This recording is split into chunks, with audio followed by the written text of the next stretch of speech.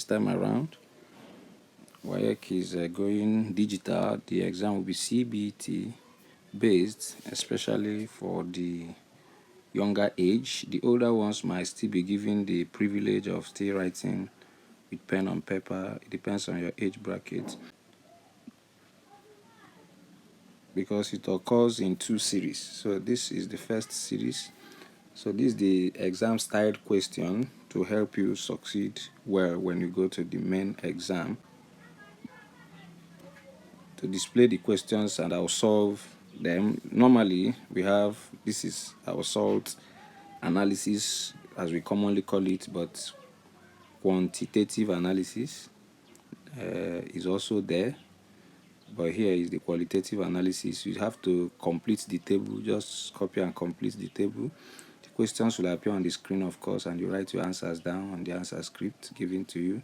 While question 1 over here is the quantitative analysis. You'll be given a table to copy and complete the table, of course, and then do the calculations. Remember, you are not going to do any titration.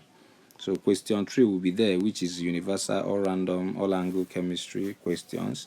So it still follows the normal SC. SC means school candidate exams.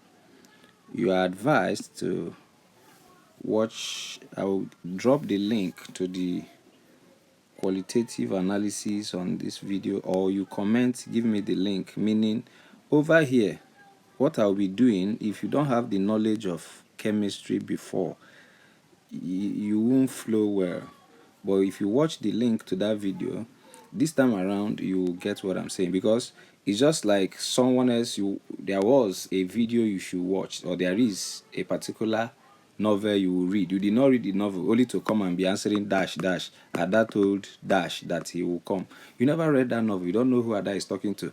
So as you are watching the screen here, you are seeing them. Copy and complete. So they have made this statement and make this one now. So you can now infer what is here. Why? Because you have to get the previous knowledge on test for anions, cations. So here you are just required to learn the test for anions, cations, test for gases, test for reducing agents and oxidizing agents. Okay, so let us fill the table right there. So they say A plus distilled water plus stir. When you add water to any sample, it is either that thing will dissolve, or it will not dissolve, or it will react with the water. They gave us dash, but here they said A is soluble. So what will be our observation? You just, that dash dash they said there, you have to write A dissolves or A dissolved. Simple. A dissolved, and that ends your job there. They now came down and told us turns blue litmus paper red. So it means that solution of A is acidic. Do you get that now? You can write, to cut it short, you can simply say AQ. This A bracket AQ, AQ means aqueous. Since it is already soluble, we now refer to it as aqueous. Anything dissolved in water is an aqueous solution. If you put sodium chloride in water, what you have is aqueous solution. So you just write A aqueous is acidic,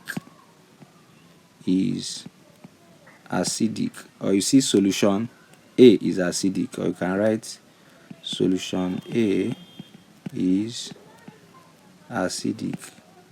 Any of them can go. Then you come down here now, the application of previous knowledge. There's an A plus sodium hydroxide in drops plus excess.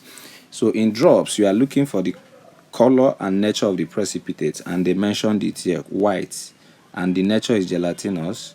So precipitate is an insoluble particle formed from a solution during analysis. Okay, if you add a reagent to any unknown sample and there is a solid particle forming from that solution, you call it a precipitate. Okay, now white gelatinous precipitate, and the reagent used is sodium hydroxide. So since it's gelatinous and it is white, the two ions we are going to say are aluminium ion or zinc.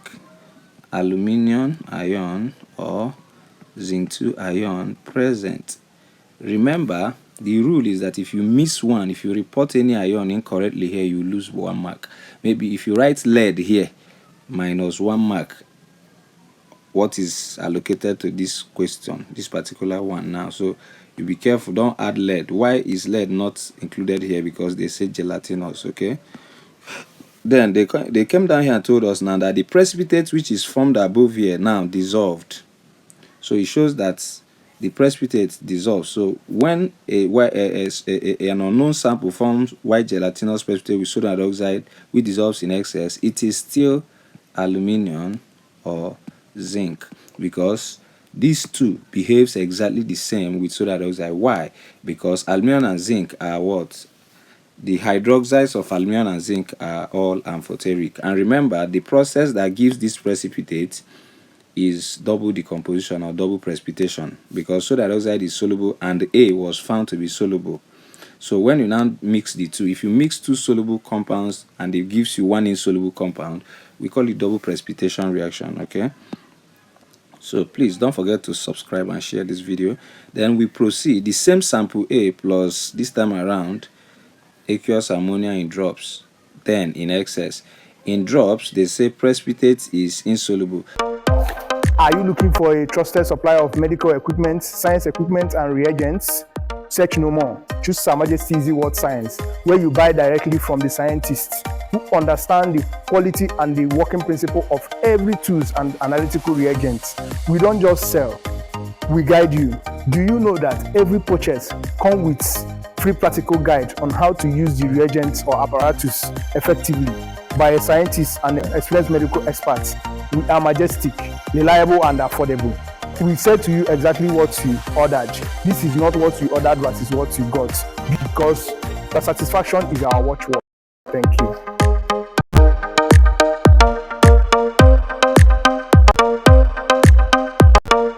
Having heard them say this, the information they disclosed here in the III will tell us how to handle IV.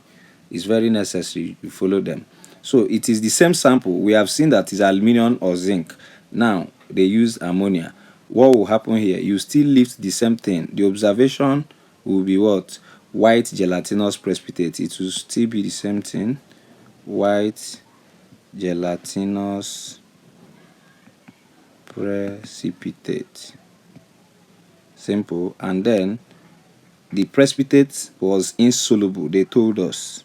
In excess, you are looking for solubility. Remember here, they said excess and they reported soluble. That's dissolved. But here, the same excess, but this time around, insoluble. So in drops, you check for color and nature. In excess, you check whether the precipitate form dissolves or not. All right? So as I continue, since they have told us